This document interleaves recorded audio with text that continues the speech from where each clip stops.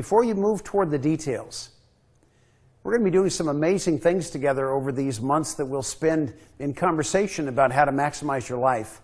But today I want to think with you about the good news that surrounds our common faith. You know, it's funny, the world around us thinks that Christians are bad news purveyors, that we're just down on things. Well, that would be a surprise to the Lord Jesus, because He came to bring good news. And you know, the truth is, today, we're surrounded by people who are pursuing the American dream. Could I be so bold as to say that the American dream wasn't crafted in heaven? The American dream, as we live it today, presumes that life will have three parts. That the first 25 or so years we're living to get ready for life, and it's all about preparation and spending a little time in consumption, but the classroom work is important to get ready for the next season. In the middle of life, most people plan to spend 30 or 40 years pursuing their career. But their daily pursuits break into two categories.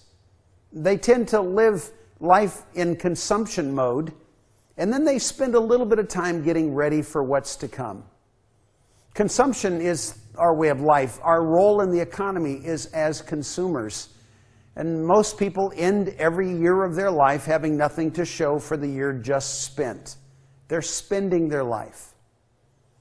They have aspirations to make an impact, but the reality is that the American model presents a third period of life that is all about consumption. We call it a bucket list. It's delayed agendas. It's things that we always wanted to do, but we didn't have the time and the money. And so retirement in the American model is a 25 or 30-year period when we plan to increase our consumption, all the while leaving the question of eternity out of our planning. I want to suggest to you that our American way of life, even for Christians, proposes that a life well spent is a life that maximizes consumption in this life.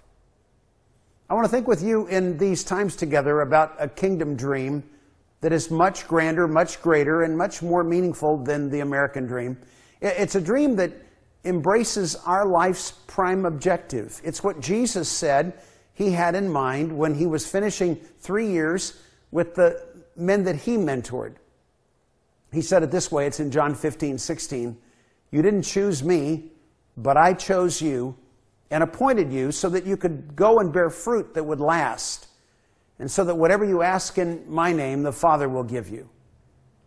You see, He planned that we would have fruit, results, an impact measured in the lives of people that would last forever.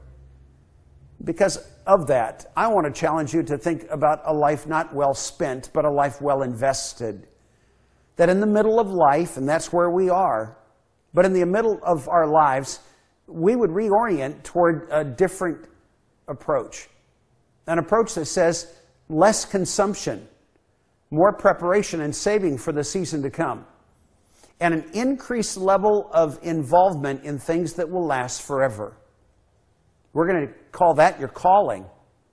And when you do that, it opens the door to a future that says, I want life to happen under my control, not under the demand of others and the demand of my consumption. I want to get, as soon as possible, the freedom to make as much investment in things that will last forever as is possible.